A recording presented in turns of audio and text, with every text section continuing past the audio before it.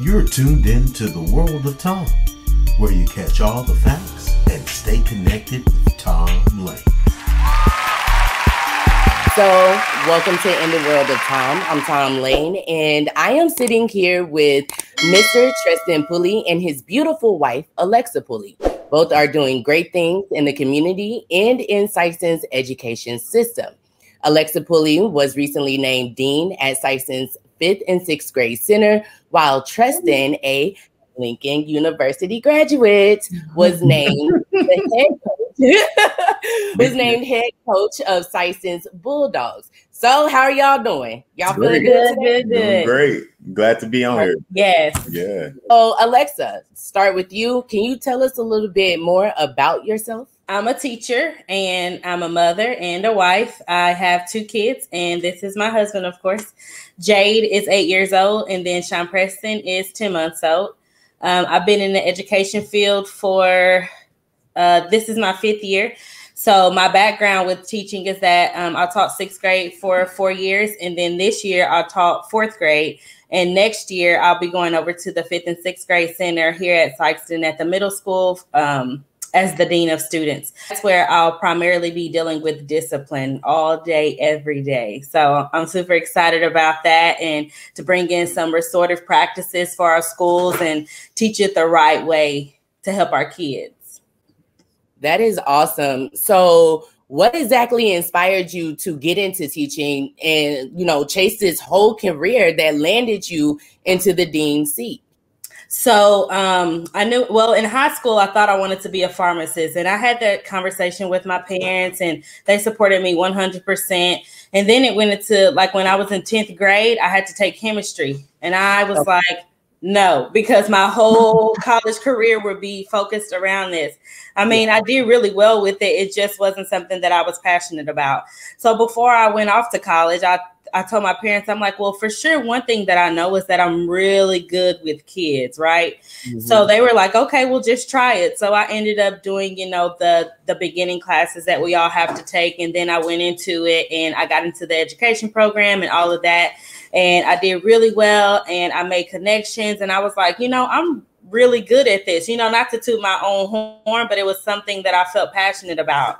And so I went into it, and I knew that I wanted to be an administrator. My main reason to be an administrator really was focused on doing what's best for the kids. That's my whole MO.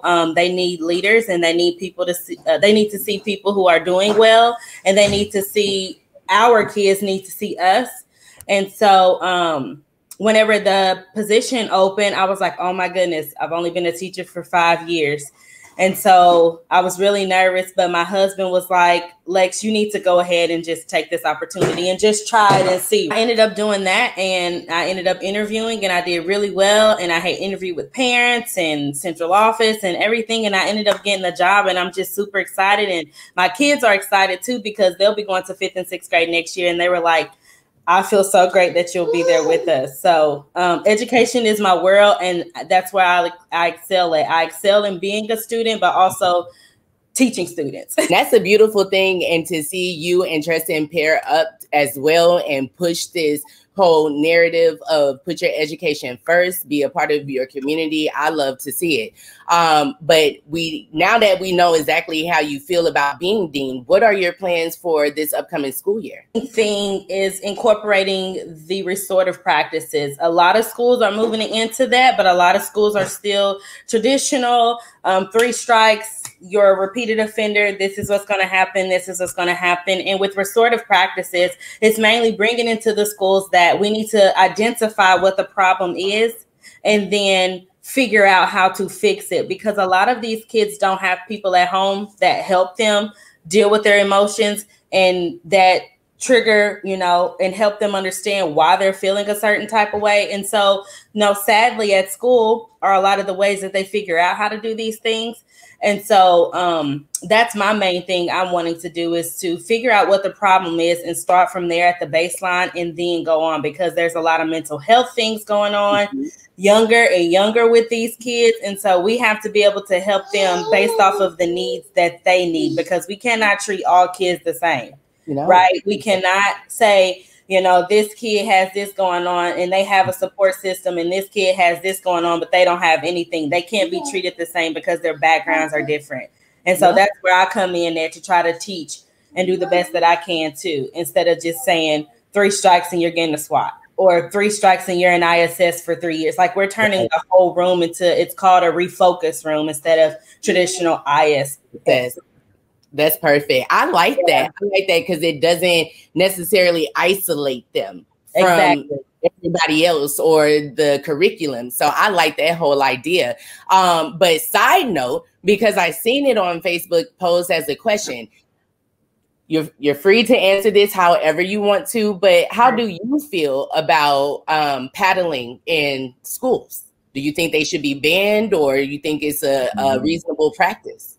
I mean, honestly, I feel like, I mean, to each its own. I never had a paddling. I mean, honestly and truly, I feel like for kids like me, it would work because I'm like, don't even yell at me, let alone put a paddle to my behind. But the kids that have been going through that since they've been in school, they're coming into the office and getting the same thing, and it's not making a difference, right? And so I think the biggest thing is relationship. And when it goes into that, and with swatting and things like that, I'm not going to say that it's not necessary, but I'm not going to say that it is necessary. So I feel like either way it goes, but a lot of parents, like, we have to send home permission slip forms in the beginning of the year to say, hey, you have the right of corporal punishment for my child, or no, you don't have the right of corporal punishment to my child, right? So if a parent says no, then a parent says no. But if a parent says yes, then that's what it is. But with the school my school that I was recently at, it wasn't a thing. Not that I know of. I mean, it never happened to any of my kids. And at the 5th and 6th grade center, I don't know very much about if it's a thing, not or yet, because I haven't met with my other leaders yet just to have those conversations. But corporal punishment, I think it's super old school. Let me just say that. I think it's super old school. Yeah. I agree with you in regards to saying that if the parents sign off on this and understand it, then that's one thing, you know, then that's their choice. And then outside of that, having a plan and a routine that doesn't have to go straight to corporal, you know what I mean? So I like that whole idea. But how does it feel, Alexa, to be married to a man who's supporting you and along with making his own mark and reaching his own goals? I think it's great. I'm always 100% behind my husband and what he wants to do, and he's the same with me. And so if anything he has and he wants to bring his, idea forward, we sit down and we talk about it. We're literally a team. Like, it's nothing that he does without talking to me, and there's nothing I do without speaking with him about it. And so that's just how we function. That's how we work. But I'm very, very proud of him just being a Sikeston native and being in a position that he is now, because he's worked hard for it. And we thrive off of each other, and that's how we do so well. And we have a lot of understanding, we have communication, and we love each other. So that's just the basis of all things with us. Really like that. So, hey, Frat. Now, and I'm so happy to be able to say you are my frat brother. What's up, Sor? So to start you off, can you tell us a little bit about yourself as well? Well, just a little bit about me. I'm Sikeston native, born and raised here in Sikeston, and I went off to Lincoln and played football, earned a scholarship to play football at Lincoln. Yep. And that helped me get in a position to where I could come back and teach these young boys, young men, how to be respectful, how to do things correctly. No, I didn't do everything right growing up, but at the end of the day, I had favor, I had great support, and I had great mentors that helped me get to where I am today. That being said, I ended up getting back here in Sikeston in 2017. 2017 was my first year coaching, and I just took off from there. 2017, I was just really a fill-in coach, a guy that just helped out a little bit. Then 2017, our special teams coordinator moved away to a new school, and we were looking for a coordinator there. And I just asked Coach Gibbs, I was like, hey, if you need a special teams guy, I'm the guy. I'll do it. So I've been running with special teams all the way up to this point, and now I got the head coaching job starting this 2021 season. So I'm real excited about it. I mean, it's a lot of work, but trust me, I programmed myself with this youth program that I've established as well. Lincoln League is the title of my youth football program.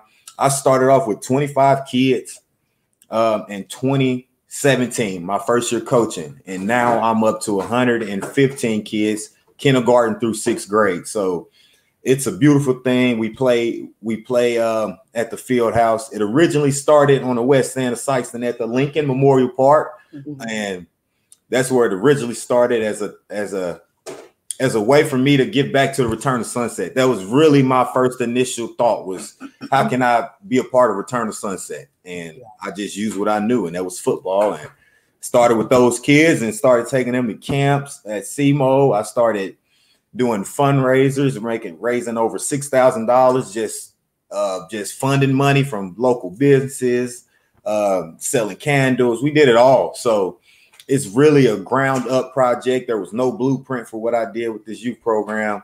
It was sheer passion and just wanting to do it. That was really it. I was getting ready to ask you, what is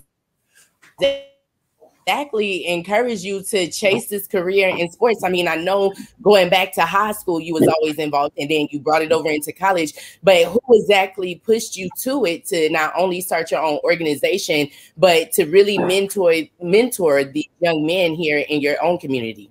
I got my degree in criminal justice. I thought I wanted to be a state trooper, something in the law enforcement world. I ended up working in Poplar Bluff at a Sears Youth Center. So I was advocating kids daily, on the daily. And I just remember telling my wife, I'm like, man, I love what I'm doing, but I just don't see a bigger impact. Like, I want to reach these kids before they get to this point of where they're locked up and I can't really impact them anymore. So that's when I got with her, and she was already a teacher, and her passion for teaching kind of driven me to get in the education world as well. Youth Empowerment 573 is my sister's organization, Tanisha Pulley. She established this program and she allowed us to come on and help. So she deserves all the credit for everything that's going on, because she did all the legwork. She just let me do the football side of it, and I'm grateful for it. So that was a huge help. But who's driven me? I would have to say Mike Jones, my college coach at Lincoln. Yep, he's Super Bowl winning champion for the St. Louis Rams. So his passion and what he did for the community, what he driven for us, as his goal was always to build better men. And that's my focus. That's my vision. With the youth program as well, with leading the Sikeston football program now. So Mike Jones, Coach Gibbs, all my coaches that I formerly had. So yes, it's all a collective whole. As head coach, will you still have time to help out with this organization and really put, your all into your Lincoln, Lincoln team? Yep. Yeah. So with that, me being the head coach now, this is just a grassroots program. So I would definitely always put my best foot forward when it comes to this program, because it's my baby. This is something that I established, and this was a way for me to make football important again in the town of Sikeston. For those that don't know, when I played here in Sikeston, we were undefeated, made it to the semifinals my junior and senior year. So football was at its high. And once I left and went to college, it kind of went back downhill. And my whole mindset with the youth program is making football important again. And with me making football important again, I'm always going to start with the grassroots level, starting these kids off in kindergarten, building those relationships all the way up to 6th grade. And then once they get to 7th grade, they'll be in my junior high football program. So they're always going to be under my wing if they're under Sikeston.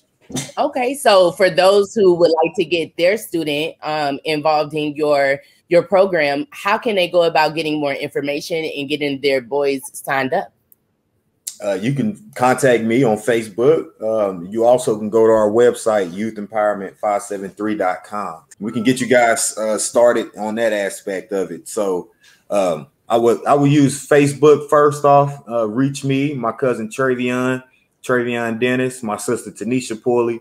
We're all in this thing together, and we're just building a brand and making it last. How can we, as a community better support youth empowerment, your other organization, you and Ms. Pulley as a couple? How can we better support you guys?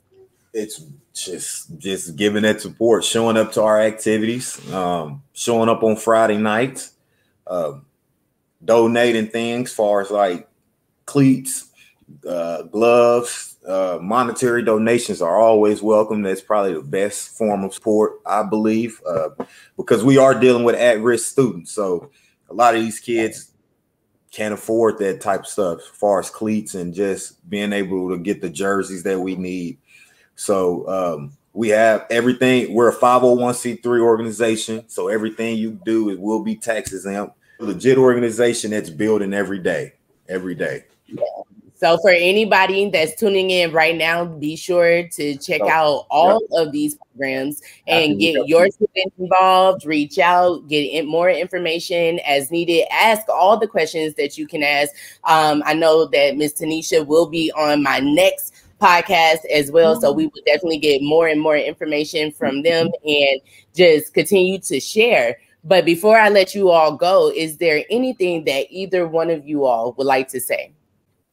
I think just with education on that aspect, I think just parents, I know that it's difficult and I know you're working and, you know, things have to, you know, you have to do things to support your household and things like that. But whenever you can be involved in your child's life in every aspect and just have that relationship with the adults who are in and out with your kids every single day, we just need support. We just want people to listen to us and we just want to know that you're there, because when we have that, then everything comes around full circle, and it takes a village. I mean, point blank, period. It takes everybody to raise a child, not just one or two people to do so. We need help. So help us in the education field and let us know that you respect and support us, and all things will be well.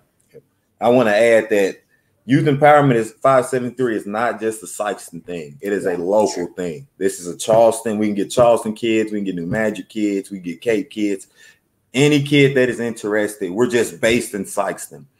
So we do plan to expand more. So, and that's why we talk about getting that support. So yes. Thank you. Yeah. Again, I want to say that I appreciate you guys for taking your time out today and sitting down and talking with me. That is it for In the World of Tom's Breaking News Thursday. And again, thank you so much. But let's all remember to pass on the word. Y'all have a good night. I am the owner and founder of Suds and Lather Studio, and I am a proud supporter of In the World of Tom.